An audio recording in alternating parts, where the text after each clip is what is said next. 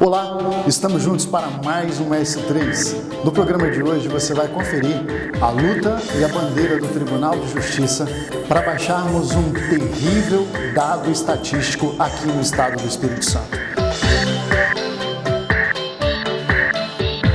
Enfim, como eu já vivenciei isso, meus 16 anos de Defensoria Pública, eu pude imaginar e pensar nessa hipótese e criamos a ideia do Centro Integrado da Mulher. Com você, nesse programa de hoje, sobre 5 lições para uma carreira bem-sucedida.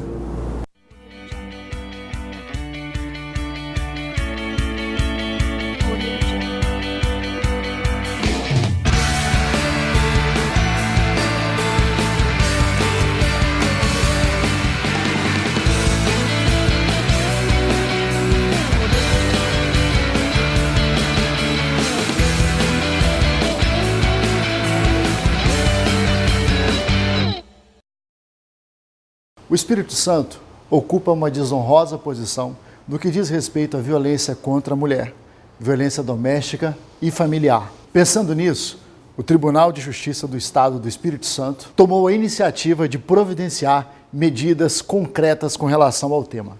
No programa de hoje, você vai assistir uma entrevista com a doutora Hermínia Azuri.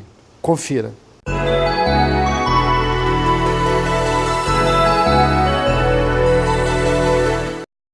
Eu converso com a doutora Hermínia Azuri, que é do Tribunal de Justiça e coordenadora estadual no combate à violência contra a mulher, no combate à violência doméstica e familiar. Doutora Hermínia, obrigado por nos receber.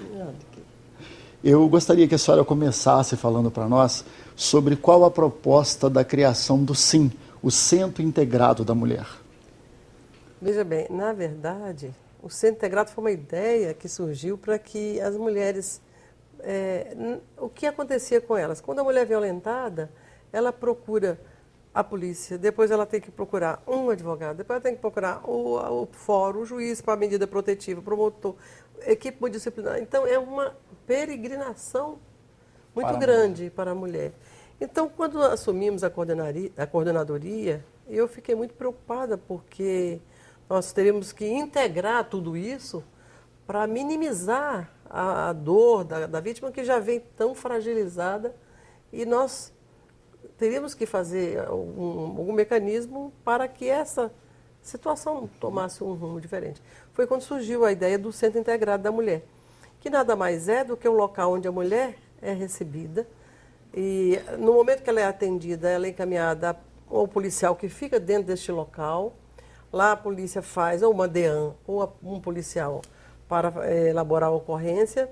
Dali ela já vai para o defensor público, que pode ser um defensor contratado do município. Ali ela vai para... imediatamente o defensor requer a medida protetiva, se for o caso, já vai para o juiz, já está ali presente. A vara da violência doméstica está dentro desse centro integrado. Ali tem o Ministério Público. Tem ela necessidade de uma assistência multidisciplinar, tem uma equipe de psicólogo e assistente social. Aí havia, caso haja a necessidade de um laudo médico, para que ou o magistrado, ou eu me lembro que há muitos anos atrás, não muitos anos, algum tempo atrás, quando eu juíza de uma comarca, eu esperava às vezes um laudo vir para que eu decidisse, ou até mesmo para decretar uma prisão preventiva. A gente aguardava era um lapso temporal tão grande que às vezes era muito moroso, prejudicava a prova, né? Moroso. Então aí nós sugerimos até, e o Corregedor-Geral de Justiça baixou uma resolução no sentido de tornar alguns médicos do município, da municipalidade, como peritos ad hoc. Então o laudo emitido por eles tem o mesmo valor legal do laudo do médico do Instituto Médico Legal, do perito no Instituto Médico Legal. Então a mulher no SIM, ela tem toda a estrutura que ela precisa. Para ser atendida. E às vezes eu comecei a observar, antes de ser magistrada, eu fui defensora pública, né? E às vezes eu ficava vendo como uma pessoa de baixo poder aquisitivo, né? Que mora na periferia, ela paga uma passagem para ir para outra passagem para ir para o IML, outra passagem para procurar um defensor. E onde acha esse defensor? Onde acha esse juiz? Como é que eu falo com o promotor? Enfim, como eu já vivenciei isso, meus 16 anos de defensoria pública, eu pude imaginar e pensar nessa hipótese e criamos a ideia do Centro Integrado da Mulher. Que ótimo. Então, nesse centro, a mulher passa a ter todo o aparato que ela necessita. Tudo que ela necessita para o denominador comum de todas as mazelas, as querelas.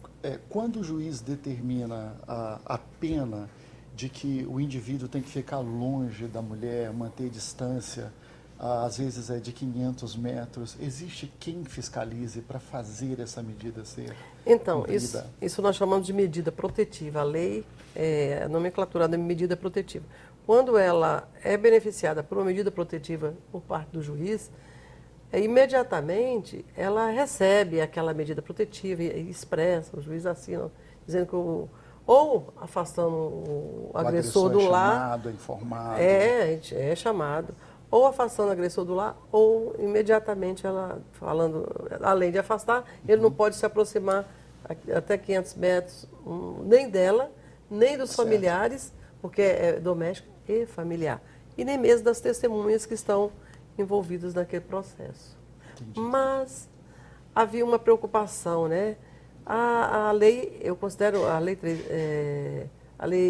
Maria da Penha, eu considero a terceira, dizem que a terceira melhor lei do Brasil, 11.340, mas há uma lacunazinha que para nós muito relevante nos preocupou, a fiscalização dessas medidas protetivas. E quem fará isso? Aí que nós pensamos numa solução, que é o botão do pânico. E nós vamos falar disso, né? Está sendo notícia aí. Eu gostaria que a senhora explicasse para nós e para o telespectador o que seria, o que é o botão do pânico. Na verdade, o botão do pânico, ele é dispositivo. É um dispositivo nada mais do que uns 3 centímetros por 2. Parece um controle remoto. Parece um pequeno controle remoto de carro. Uhum. É um pequeno controle, esse dispositivo, ele tem engraçado, ele é barato, é eficaz. Por quê? Do momento que ele aciona, que a vítima aciona, ela vai para uma central de polícia, ou a central de polícia imediatamente vem em socorro daquela vítima. Aí você pergunta, mas será que a mulher vai usar de qualquer maneira? Não. Quando ela recebe a medida protetiva, o juiz vai avaliar se ela vai realmente receber esse botão do pânico, se é caso do botão do pânico, porque se o problema dela é qual a gravidade, né? Qual o grau de risco.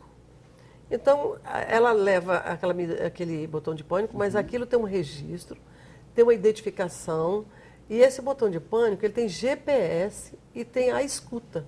Então, do momento que o juiz emite a medida protetiva, concede, o juiz vai também fazer que ela assina um termo de responsabilidade. A vítima tem que autorizar. Tem que autorizar a escuta e ela é responsável também pelo manuseio daquele aparelho. Ela tem que zelar, porque afinal é uma defesa dela, é uma forma de proteção. Discutia sobre a questão da eficácia, a questão do valor, porque, se não me engano, tinha as tornozeleiras, que era uma ideia, Exatamente. Que o custo é na média de 700 a 800 reais. Exatamente. E o custo do botão do pânico em termos financeiros? Nós pesquisamos, eu até adquiri um pouco mais caro, em razão porque ter sido o Sedex 10, mas a um custo médio de $18. Que isso dá, em real, aproximadamente 30 e poucos reais. 30 e poucos reais, não chega nem a 40 Nem a reais. 40. Baratíssimo. Muito barato. E eficaz. Quais seriam as funções do dispositivo? É exatamente a fiscalização da medida protetiva. É que eu te disse, na lei não prevê a fiscalização. Então, essa falta de previsão legal é que traz insegurança para a vítima. Porque, na verdade, o que ocorre? A mulher, quando ela é vítima de violência doméstica, ela fica extremamente fragilizada. Toda a família sofre aquela mazela, né? Sim. Toda a família sente. Todo mundo sofre. Todo mundo sofre. Então, até é costumeiro você ouvir dizer, quando uma pessoa, a mulher é vitimada, toda a família se sente vítima, porque toda a família sofre. Doutora Hermínia, fala para nós em que circunstância a vítima vai utilizar o botão do pânico. Veja bem, como eu disse, a preocupação nossa também é a má utilização, né? E isso não pode ocorrer. No momento que ela recebe o botão de pânico, ela também vai receber, ela vai assinar um termo de responsabilidade para o bom uso daquele mecanismo, porque é um mecanismo que é de proteção. Então, para que não seja usado de qualquer maneira, todas as advertências, o magistrado certamente vai fará, né? Vai fazer no momento da emissão, da decisão da concessão da medida protetiva, de que ela tem que cuidar daquele aparelho, de que aquele aparelho é de aparelho de proteção, não pode ser usado de qualquer maneira. A boa utilização é a eficácia da manutenção dele como um objeto de proteção. Pensa-se ou fala-se sobre a questão do que pode acarretar a pessoa pela má utilização do aparelho? Então, é o que eu disse, né? Tudo isso ela vai ser advertida, né? O que nós pensamos, o que nós avaliamos é que não existe outro mecanismo de defesa ou de proteção imediata. Porque quando que ela vai usar? Quando ela estiver na iminência de ser, digamos, até assassinada. Na iminência dele estar descumprindo a medida protetiva. Se o juiz deu a medida protetiva, ele não pode chegar 500 metros. Se ele estiver assim, desobedecendo essa ordem judicial, ela já tem um motivo suficiente para acionar o botão do pânico. Porque ali ela já está em perigo. Como o governo do Estado, a iniciativa privada, o Estado reagiu à ideia do tribunal? Qual o nível de aceitação que a gente está tendo disso? É muito embrionário, né? E foi recentemente, mas o que nós estamos sentindo, hoje nós tivemos uma reunião até, o presidente é entusiasta. O presidente do tribunal, ele é um homem assim, muito inovador, é um homem muito inteligente, alcança com facilidade, até além daquilo que a gente está propondo, ele já chegou lá e já alcançou com muita facilidade. E nesse caráter de inovador, isso ajuda muito na tramitação dos objetivos do Tribunal de Justiça. Então ele tem passado isso para os municípios. Traz leveza, né? Nós vamos fazer, o Tribunal quer fazer uma parceria, já está estabelecida essa parceria com a capital. Então começa pela capital, onde vai ser o projeto piloto, e daí a parceria vai ser exatamente nesse contexto, né, de tanta iniciativa pública-privada. Nós vamos ter um instituto que vai, juntamente com a prefeitura e o tribunal, fazer um convênio. Esse instituto vai conceder toda a tecnologia, né, e outras empresas também farão essa interface, para que isso aconteça e para a gente ver o resultado como projeto piloto. E nós já temos data marcada para anunciar, temos uma cerimônia de lançamento? Nós vamos lançar no dia do evento, do Dia Internacional da Mulher, que será no dia 8, mas não vou antecipar para o dia 4, porque dia 8 tem muitas festividades e o tribunal vai fazer um evento nesse, já vai avisando o lançamento. Já avisando também, né?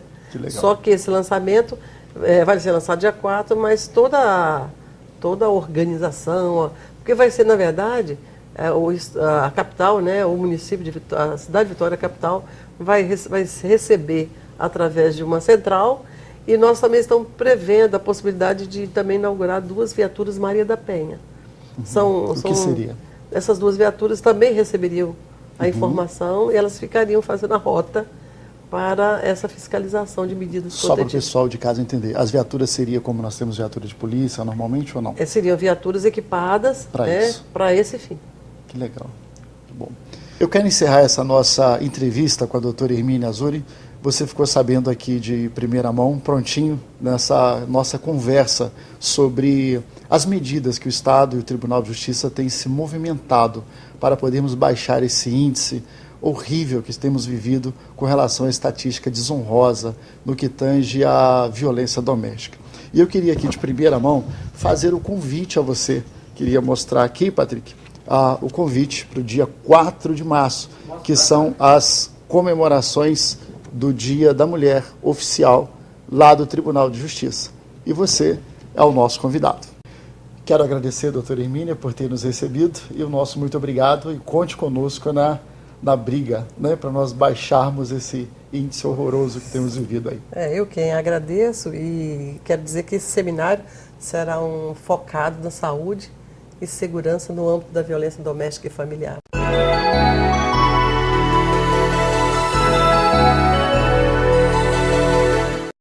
Eu gostaria de conversar com você nesse programa de hoje sobre 5 lições para uma carreira bem-sucedida. Eu gostaria de iniciar esta minha fala lembrando que a natureza nos ensina grandes lições.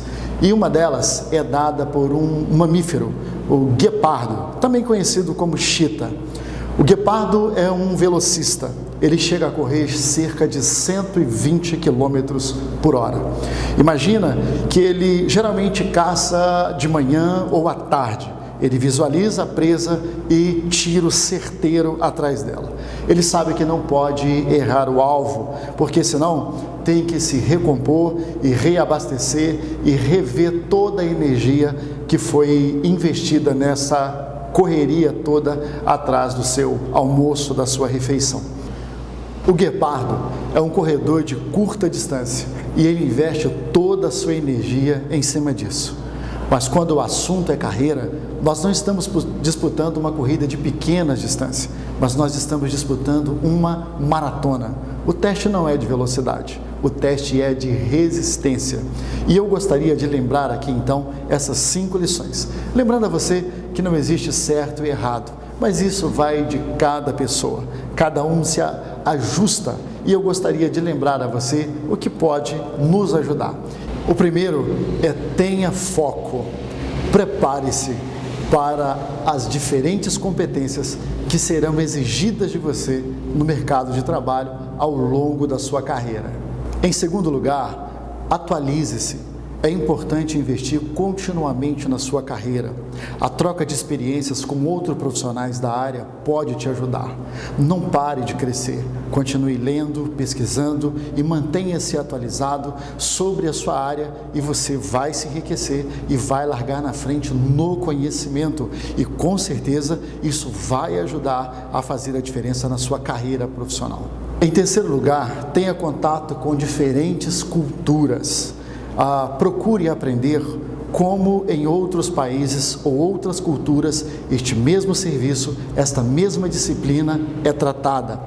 Se possível, tenha conexão ou intercâmbio cultural da área que você atua. Aprenda uma língua, aprenda um idioma. Hoje o mundo é globalizado. E se você não se inteirar do que acontece em outros lugares, você hoje tem uma forte aliada para que isso seja possível. Você tem a internet, que traz o mundo para dentro da sua casa num clique. Se não for possível viagem, com certeza, viajando pela net, você vai conseguir as informações que precisa. Mas lembre-se, é extremamente importante que você possa aprender com outras culturas. Em quarto lugar, faça o networking. A melhor maneira de ser visto e ser lembrado é você criando uma rede de relacionamento.